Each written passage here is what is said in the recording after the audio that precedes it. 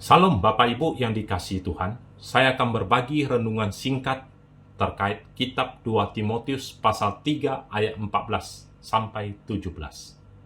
Bapak Ibu yang dikasihi Tuhan, kitab 2 Timotius pasal 3 ini ditulis oleh Rasul Paulus sebagai bagian dari suratnya kepada Timotius. Timotius merupakan murid dari Rasul Paulus dan rekan sekerjanya. Latar belakang penulisan kitab ini adalah adanya kekhawatiran Rasul Paulus akan iman Timotius. Rasul Paulus khawatir bahwa Timotius kemungkinan akan terpengaruh oleh ajaran-ajaran palsu dan kehilangan imannya. Paulus ingin mengingatkan Timotius untuk tetap setia dalam imannya dan melayani Tuhan dengan baik. Paulus menekankan pentingnya kitab suci. Paulus menekankan pentingnya kitab suci dalam kehidupan orang percaya dan mengingatkan Timotius untuk tetap berpegang teguh pada ajaran yang telah ia terima darinya. Dalam konteks ini, Paulus menulis 2 Timotius pasal 3 ayat 14 untuk memberikan nasihat dan mengingatkan kepada Timotius agar tetap setia dalam imannya dan melayani Tuhan dengan baik. Di ayat 15, ingat juga bahwa dari kecil engkau sudah mengenal kitab suci yang dapat memberi hikmat kepadamu dan menuntun engkau kepada keselamatan oleh iman kepada Kristus Yesus. Di sini Rasul Paulus ingin mengingatkan Timotius harus berpegang teguh pada ajaran yang benar yang telah ia pelajari. Oleh karena itu ada dua hal yang harus diperhatikan. Yang pertama, ia harus tahu dari siapa ia mempelajarinya. Timotius belajar firman dari masa kanak-kanaknya dari ibunya dan neneknya, dan di kemudian hari dari Rasul Paulus. Dari hidup orang-orang ini yang menjadi teladan bagi hidup Timotius, sehingga Timotius dapat dengan yakin akan apa yang telah ia pelajari.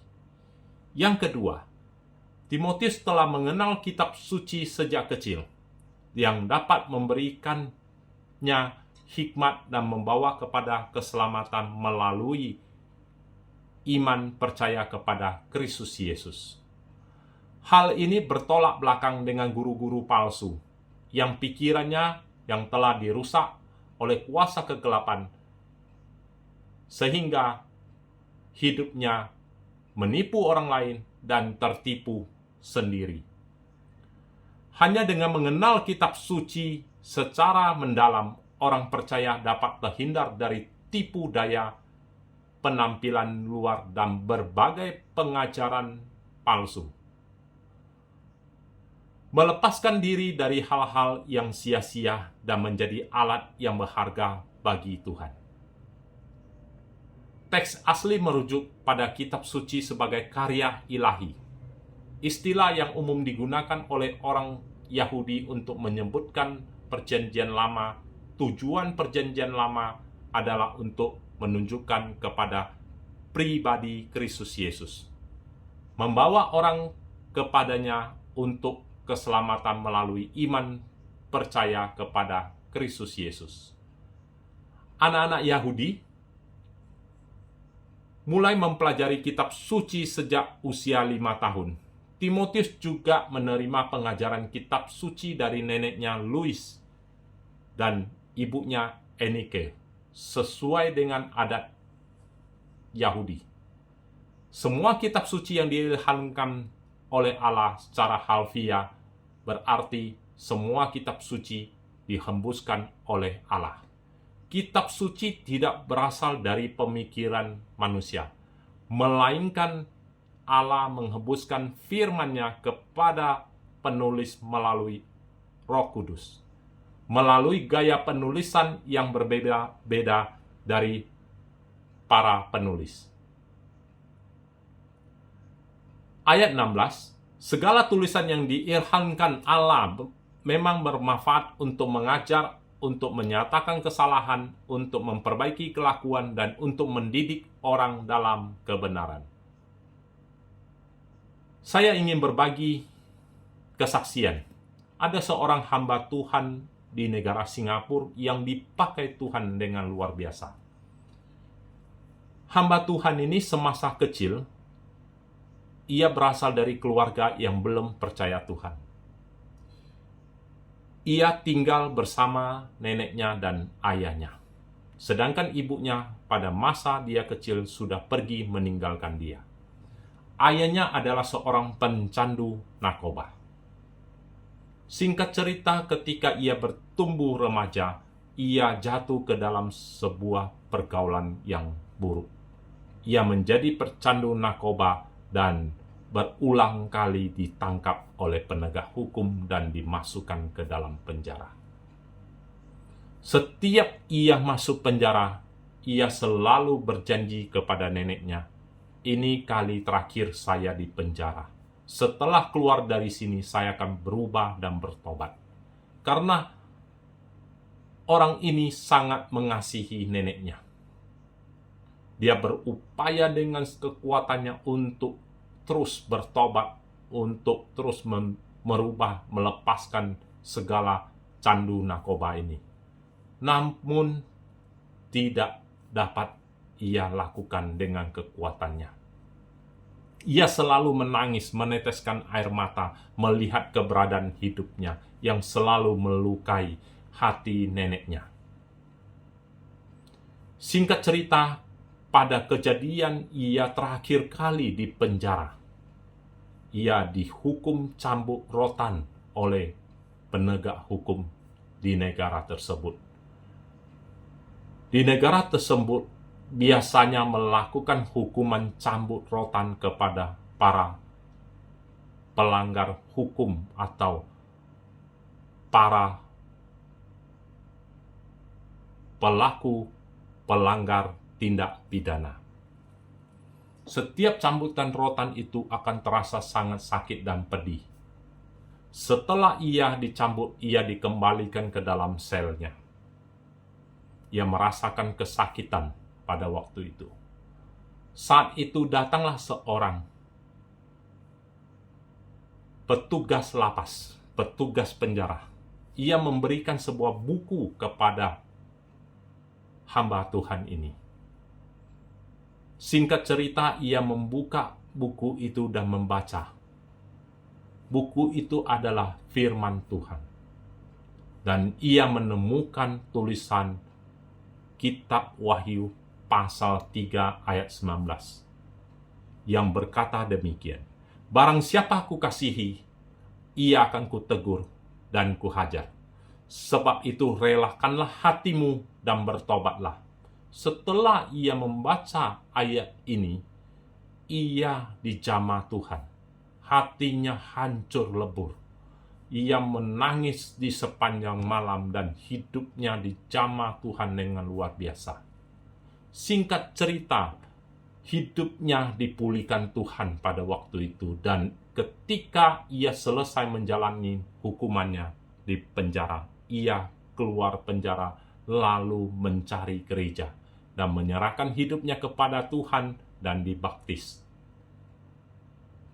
Seiring berjalannya dengan waktu, ia bergabung dengan sebuah ministry. Ministry ini khusus melayani pecandu-pecandu narkoba.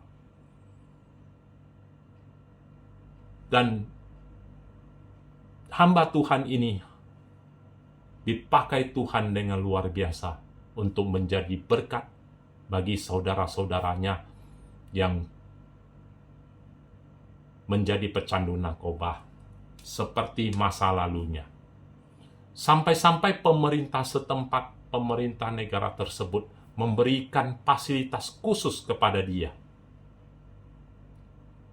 Yaitu pemerintah memberikan izin khusus untuknya setiap waktu boleh berkunjung ke dalam penjara atau di lapas di negara tersebut, guna untuk melayani para pecandu narkoba.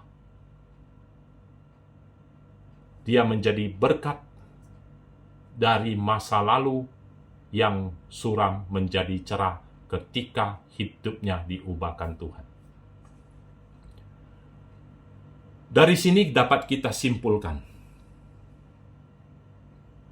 ketika hidup kita, hati kita yang remuk, hati kita yang remuk lan lemah lembut, yang mau dibentuk Tuhan, mau ditanami oleh firman kebenaran, hati yang merupakan tanah yang subur untuk diberikan benih firman Tuhan itu, hidup orang tersebut akan berubah. Hidupnya akan menjadi berkat.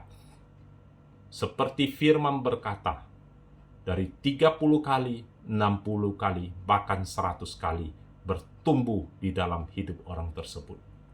Orang tersebut akan mendapatkan pemulihan hidup yang berkelimpahan di dalam Tuhan. Dengan demikian, tiap-tiap manusia kepunyaan Allah diperlengkapi setiap perbuatan baik. Ketika seseorang diselamatkan, ada satu hal yang terjadi atau seharusnya terjadi, yaitu pertobatan. Bahasa asli pertobatan adalah metanoia, yang artinya perubahan di dalam pikiran. Pikiran orang percaya wajib diperbarui dan diperlengkapi oleh firman Tuhan, supaya dari pikiran yang sudah dibaharui dan dilengkapi tersebut baru dapat melahirkan perbuatan perilaku yang dapat memuliakan Allah. Hidupnya orang tersebut akan semakin serupa di dalam Kristus Yesus, dan hidupnya baru bisa menjadi saksi Kristus Yesus kemanapun ia pergi. Oleh sebab itu, sejak awal kita mestinya sudah belajar firman Tuhan. Dan setiap pembelajaran firman Tuhan yang kita baca, kita belajar, kita renungkan itu, wajib meminta pertolongan Allah Roh Kudus untuk menerangi firman itu, supaya firman itu menjadi terang bagi hidup kita, pelita di dalam kaki kita, agar hidup kita terus dimerdekakan oleh firman Allah, karena firman Allah berkuasa memerdekakan setiap umat-umatnya. Hanya firman Allah lah yang dapat membangun kehidupan umatnya. Oleh sebab itu, mulai saat ini, mari kita selalu menyisihkan waktu kita untuk belajar firman Allah dan memohon pertolongan dari Allah Roh Kudus. Amin.